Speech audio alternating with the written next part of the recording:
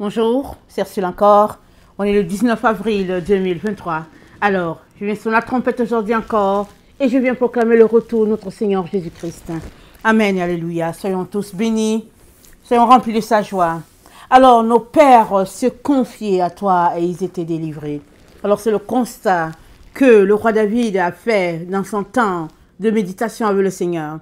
Dans le psaume 22, le verset 3, à 6, c'est dit, mon Dieu, je crie le jour et tu ne réponds pas. La nuit et je n'ai point de repos. Pourtant tu es le Saint. Tu sièges au milieu des louanges d'Israël. En toi se confiaient nos pères. Ils se confiaient et tu les délivrais. Ils criaient à toi et ils étaient sauvés. Ils se confiaient en toi et ils n'étaient point confus. Amen. Alors, ça c'est le constat que David a fait. Et je suis sûre que c'est pas David seul qui fait ce constat. Il y a plusieurs enfants de Dieu qui crient comme ça au Seigneur tous les jours. Et avant vraiment d'entrer en connexion avec Dieu et de commencer à l'entendre, la plupart d'entre nous, c'est ce type de prière que nous avons fait. Peut-être pas dans les mêmes mots que David, mais il y a un constat qui est là, récurrent et puis qui doit être fait par chacun d'entre nous. C'est que quand nous crions à Dieu et qu'il ne nous entend pas, il y a quelque chose. Parce que Dieu entend toujours les cris de ses enfants. Parce que Dieu a pourvu pour nous conduire. Il a dit, comme un père, il nous conduit. Il nous conduit aux sources d'eau. Et il a pourvu, en nous donnant déjà son esprit, et il nous a appelés à marcher dans la lumière. Tout ce qu'il veut, c'est notre bonheur. Mais qu'est-ce qui fait qu'à un moment donné, quand on le cherche, il se cache? Amen. Qu'est-ce qu'il fait? Parce que lui-même a dit, je me laisserai trouver. Alors, qu'est-ce qui fait qu'on ne le trouve pas alors qu'on est en train de le chercher, alors qu'on est en train de crier, alors qu'on est en train de soupirer? Qu'est-ce qu'il fait? Alors, David nous retrace ici vraiment une situation que beaucoup d'enfants traversent et puis donc voilà ce qui se passe. Alors, il dit la nuit, je n'ai point de repos. Tu sièges au milieu des louanges d'Israël. Et nous savons que David était un homme de louange. David louait le Seigneur. Alors il dit au Seigneur, je ne comprends pas qu'est-ce qui se passe. Qu'est-ce qui se passe? Nos pères, ils se confient à toi. Et ils étaient secourus. Mais nous, on se confie. Mais on ne voit rien. Et alors David l'a dit bien avant que Jésus-Christ vienne. Et imaginez combien dans ce temps-là, les gens étaient dans la pureté d'esprit. Malgré leur péché, ils demeuraient dans une certaine pureté d'esprit, comparé à notre génération, qui est complètement égarée, qui marche dans toutes sortes de bestialités, et puis qui appelle ça le modernisme. Une génération qui se laisse conduire par Hollywood et puis toutes sortes de situations. Alors imaginez donc cette génération que nous sommes en train de crier à Dieu. Et en train de ne pas entendre sa voix. Et si nous entendons sa voix, souvent, c'est juste par bout. C'est dû à quoi? Amen. C'est dû à quoi? Allons-y, regardez. Dans Malachie 2, le verset 5, Dieu nous parle d'un groupe qu'il chérit. Dieu nous parle d'un groupe qui lui envoie de la joie dans le cœur. Et c'est dans Malachie 2, il dit, maintenant à vous cet ordre sacrificateur. Et je viens vous dire que nous sommes les sacrificateurs. Si nous disons que nous sommes les fils de Dieu, à cause de Jésus-Christ. Jésus-Christ a fait de nous des sacrificateurs. Alors si nous disons que nous sommes à Jésus, nous sommes des sacrificateurs. Arrêtons donc de nous déroger de ce rôle-là. Alors, dans notre temps, ils ont enlevé ce rôle-là aux enfants de Dieu. Ils l'ont confié, soit à un pasteur, soit à un évangéliste, soit à un prophète, soit à un, comment on appelle ça, un certain leader. Et ils se sont assis pour que le leader leur donne des enseignements. Mais alors que nous lisons, c'est dit que nous sommes des sacrificateurs. Alors, si tu es sacrificateur, il est donc très important que tu puisses porter ton manteau, n'est-ce pas? Ton manteau de sacrificateur, ton manteau de brebis, et de t'asseoir devant Dieu pour venir, pour savoir pourquoi est-ce que quand tu cries à lui, tu ne l'entends pas. C'est sûr et certain que ce n'est pas la faute de Dieu, mais viens quand même t'asseoir. Et il ne veut que cela pour te dire pourquoi tu ne l'entends pas. Alors, Malachie 2, le verset 2. Si vous n'écoutez pas, si vous ne prenez pas à cœur de donner gloire à mon nom, dit l'Éternel des armées, j'enverrai parmi vous la malédiction et je maudirai vos bénédictions. Oui, je les maudirai parce que vous n'avez pas à cœur. Parce que vous ne l'avez pas à cœur. Voici, je détruirai vos semences et je vous jetterai les excréments au visage, les excréments des victimes que vous sacrifiez. Et on vous emportera avec eux. Vous saurez alors que je vous ai donné cet ordre, afin que mon alliance avec Lévi subsiste, dit l'Éternel des armées. Mon alliance avec lui était une alliance de vie et de paix. C'est que je lui accordais pour qu'il me craignît. Et il a eu pour moi la crainte, il a tremblé devant mon nom. La loi de la vérité était dans sa bouche. Premier élément. Deuxième élément, l'iniquité ne s'est point trouvée sur ses lèvres. Comme si la bouche et les lèvres c'est différent. Mais Dieu nous dit quelque chose. Sur les lèvres, il y a la bouche. La bouche, ça commence aux lèvres, et puis ça va dans les parties, ça va à l'intérieur, il y a les dents, la langue, tout ça fait partie de la bouche, n'est-ce pas? Alors Dieu dit, la loi de la vérité est dans sa bouche. Maintenant sur ses lèvres, les lèvres c'est extérieur. Aussi à l'extérieur, Dieu dit, il a marché avec moi dans la paix et dans la droiture. À l'intérieur comme à l'extérieur, c'était la paix, c'était la droiture, c'était la vérité. Il a détourné du mal beaucoup d'hommes. Car les lèvres du sacrificateur doivent garder la science. La science, c'est la parole de Dieu. Amen. C'est la connaissance de Dieu. C'est ça que Dieu appelle science. Alors, les lèvres du sacrificateur doivent garder la science. Et c'est à sa bouche qu'on demande la loi, parce qu'il est un envoyé de l'Éternel des armées. Mais vous êtes écartés de la voie. Vous avez fait ce qui est. Vous avez fait de la loi une occasion de chute pour plusieurs. Vous avez violé l'alliance de Lévi, dit l'Éternel des armées. Et moi, je vous rendrai méprisable et vil aux yeux de tout le peuple, parce que vous n'avez pas gardé mes voies, et que vous avez eu égard à l'apparence des personnes quand vous interprétez la loi. Alors, sur les lèvres des sacrificateurs, les Lévites, amen, il y avait la pureté, en dedans comme en dehors. Et puis, ils ne faisaient acception de personne. Et puis, ils travaillaient pour détourner du mal le peuple. Amen. Et puis, ils étaient conscients du fait qu'ils étaient l'envoyé de Dieu, des envoyés de Dieu. Amen. Et ils marchaient sur la voie que Dieu leur a donnée. Et ils ont fait de la loi leur quotidien. Amen. Parce que Dieu dit au verset 8, vous avez fait de la loi une occasion de chute pour plusieurs.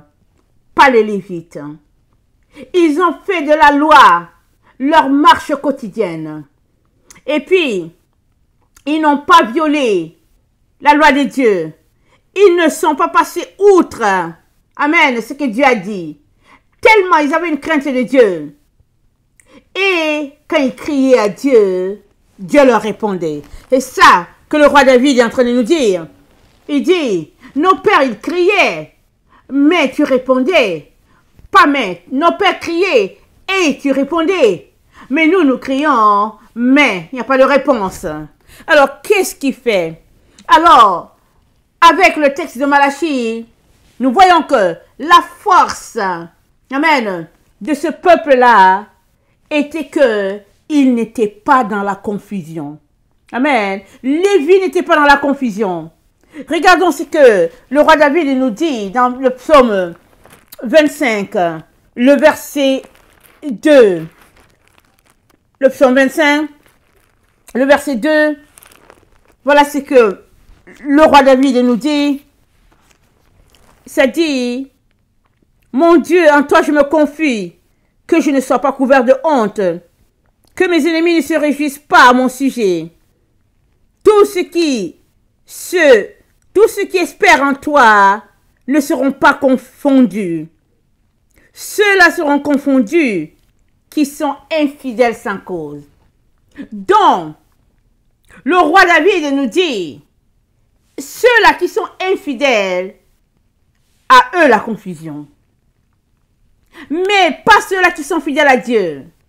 Celui-là qui marche dans la fidélité à Dieu ne connaît pas la confusion. S'il arrive que dans ta vie, tu traverses une période de confusion, arrête-toi et vérifie si tu es fidèle à Dieu ou pas, parce que le problème n'est pas du côté de Dieu. Et si le problème persiste, ou tu continues pas à entendre Dieu, c'est que Dieu veut te dire quelque chose de beaucoup plus grand. Il te veut beaucoup plus proche. Souvent, tu veux venir pour 3 heures devant Dieu, alors que lui, il te veut pour 5 heures. Parce qu'il veut te confier beaucoup. Alors, c'est à toi de travailler pour créer ce temps de 5 heures-là devant le Seigneur. Mais le roi David nous dit, la confusion est pour ceux-là qui sont infidèles à Dieu. Alors, la question est celle-ci. Es-tu fidèle à Dieu ou es-tu infidèle?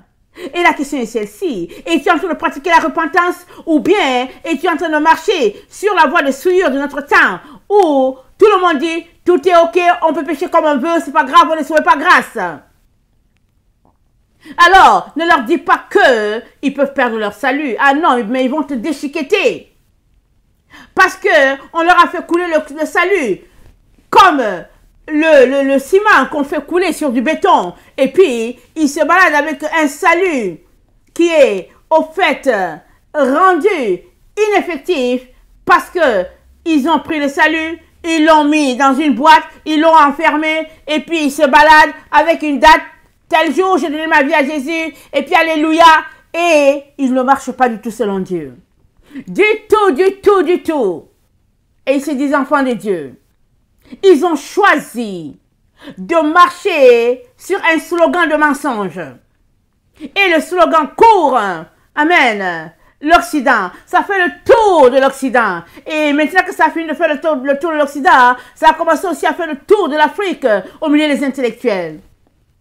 Alors ils sont sauvés par grâce, alléluia, Dieu est bon, Dieu leur a donné un bon boulot, une belle maison, belle voiture, ils sont bien, et puis bien voilà. Mais ça, c'est quoi c'est? C'est la confusion au plus haut point. Au plus haut point. On ne peut pas être aussi confus que cela. Ne pas observer les lois de Dieu, ne pas obéir à Dieu, ne pas considérer les valeurs de Dieu, mais quand même chanter haut et fort que je suis sauvé et puis je vais me retrouver dans la gloire. Il est très important de s'arrêter et puis de reconsidérer nos voies. Il est très important de s'arrêter et puis de voir à quoi nous croyons, sur quoi est basée notre foi. Parce que un mensonge 1000 fois répété devient une vérité pour celui qui y croit. Et tu es en train de croire à un mensonge que tu te répètes à tous les jours, en te disant que tu es sauvé, alors que dans le fond, tu marches juste loin de Dieu. Il est important que tu ailles vérifier cela, parce que ce sera de ta faute si à la fin de tes jours, tu te retrouves séparé de Dieu. Parce que c'est toi qui auras choisi de croire à un slogan qui n'est que mensonge, inventé par les hommes ennemis de Dieu et qui ont décidé de détourner les enfants de Dieu.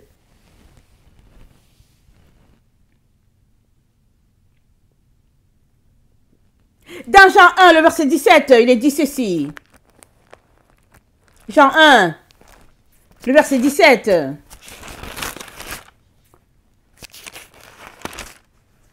Voilà ce qui est dit. Car la loi a été donnée par Moïse, la grâce et la vérité sont venues par Jésus-Christ.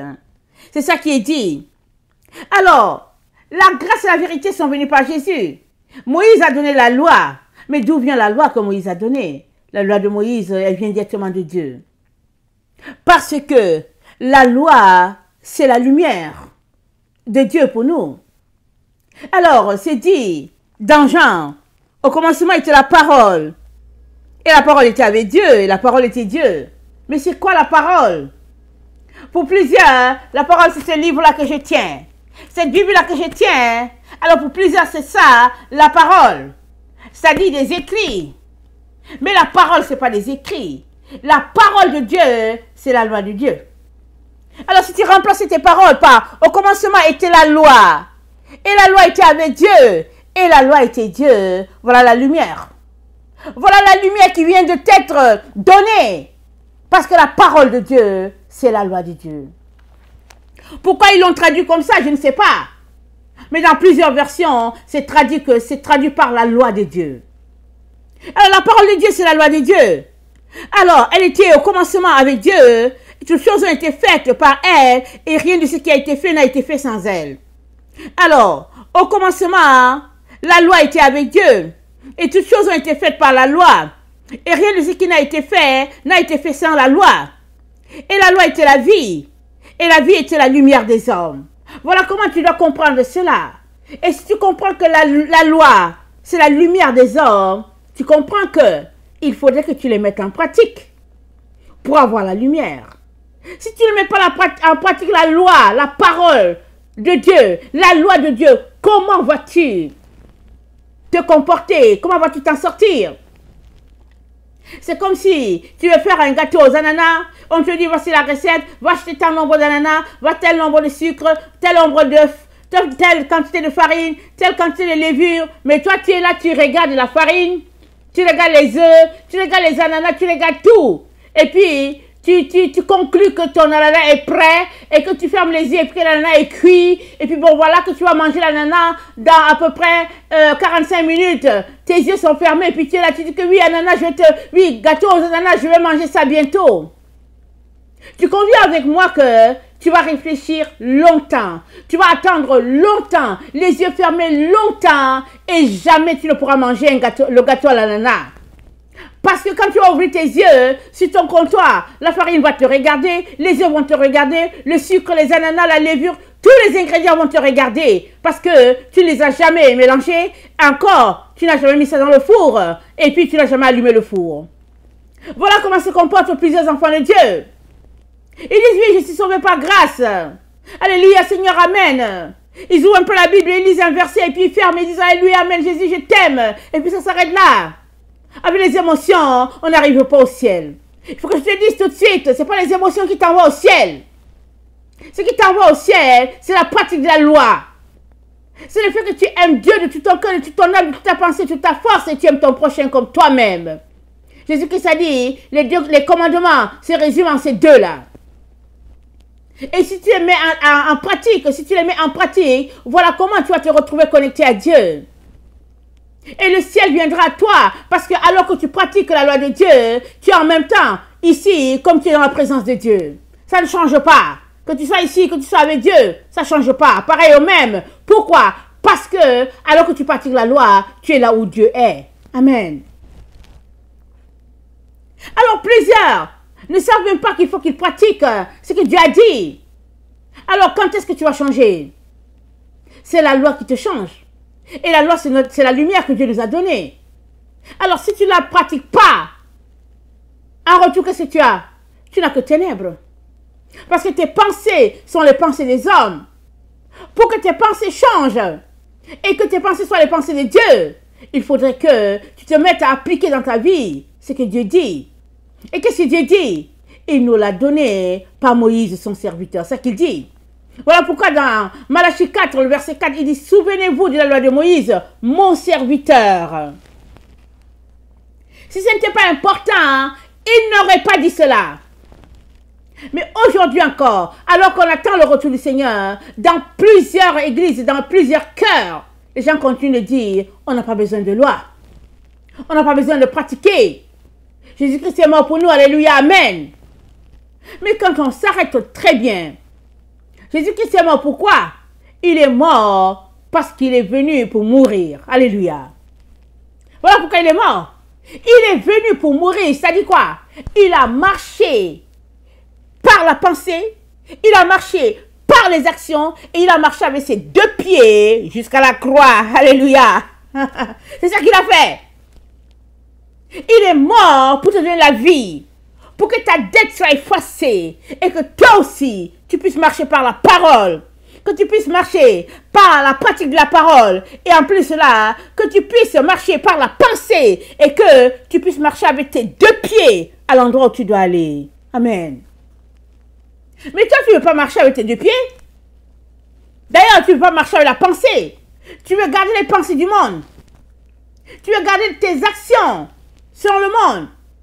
Et puis, tu veux que Jésus-Christ te sauve. C'est pas Jésus-Christ qui va venir te prendre avec ses deux mains pour t'envoyer au ciel. Oh, oh non, écoute que je te le dise. C'est toi-même qui va arriver au ciel si tu le veux. En pratiquant la loi de Dieu. Alors que tu pratiques la loi de Dieu, quand le moment va venir pour toi de te retrouver dans la présence de Dieu, ton esprit va tout simplement s'élever en direction de l'esprit de ton Père. Pourquoi? Parce que tu as fini ton travail. Mais sinon, si tu ne fais rien pour t'élever de cette terre, ton esprit sera collé à la terre. C'est ça. Il faut se dire la vérité. Mais plusieurs marchent dans le leur. Ils s'imaginent, ils mettent en place des scénarios. Ils se disent, voilà comment ça va se passer comme ça, voilà comment ça va se passer comme ça. La Bible dit d'amener nos pensées captives à l'obéissance de la croix. 2 Corinthiens 10, le verset 5. Il dit d'amener, ça dit de les mettre à terre, de tirer tout ce qui est pensée fausse et de les mettre là au pied de la croix. Et de prendre les vraies pensées pour remplacer la fausseté qui est dans notre esprit. Ce n'est que comme ça qu'on pourra être délivré. Alors, David dit, nos pères se confiaient. Ils n'étaient pas dans la confusion. Mais nous, on est dans la confusion. Et là, on vient de comprendre la raison pourquoi on est dans la confusion. Il est donc très important, mes chers frères et chères sœurs, que nous puissions choisir de marcher sur ce que Dieu a dit. Parce que la loi de Dieu, c'est cela notre force. C'est la force que Dieu nous a donnée. Alors que nous pratiquons la loi, nous sommes en train de marcher dans la vérité. Alors que nous marchons dans la vérité, les ténèbres fuient. Alors que les ténèbres fuient, nous finissons par ressembler petit à petit à Jésus-Christ. Et nous allons devenir comme lui. Nous serons transformés de gloire en gloire. Il est donc important de sortir du leurre. Il est important de sortir de tout mensonge. Il est important de sortir de toute imagination qui nous garde esclaves, qui nous garde captifs des mensonges de ce monde. Mais c'est un choix. C'est un choix de laisser de côté ton cellulaire, de laisser de côté ton ordinateur, de laisser de côté ton sport, de laisser de côté tout ce que tu aimes et de venir dans la présence de Dieu. Pour dire, papa, je suis là. Je viens te demander pardon parce que je me suis égaré. Je viens te demander pardon parce que je suis rempli d'orgueil. Je vais marcher selon mon cœur. Je ne suis pas correct devant toi. Je viens te demander pardon. Purifie-moi. Lave-moi. Accepte-moi, Seigneur, et puis change-moi. Et puis essaye cela et on va voir si Dieu ne va pas t'accueillir. Au lieu de continuer le marché sur le mensonge, sur tout ce qui a été inventé par des soi-disant leaders spirituels qui au fait ont conduit le peuple de Dieu dans le champ, dans la fosse. Ils n'étaient même pas chrétiens. Ils se sont fait passer pour les enfants de Dieu. Ils ont égaré le peuple de Dieu. Mais vas-tu rester dans l'égarement? Il est temps que tu reviennes de là et que toi-même tu ouvres ta bouche et que tu appelles Dieu au secours. Et Dieu viendra, il te changera, il te transformera à sa gloire. Que le Seigneur puisse venir vraiment t'aider si tu élèves la voix en sa direction. Si tu cries à lui, il va venir changer tes ténèbres en lumière. Que le Seigneur bénisse sa parole. Maranatha, Jésus revient. Amen. Alléluia.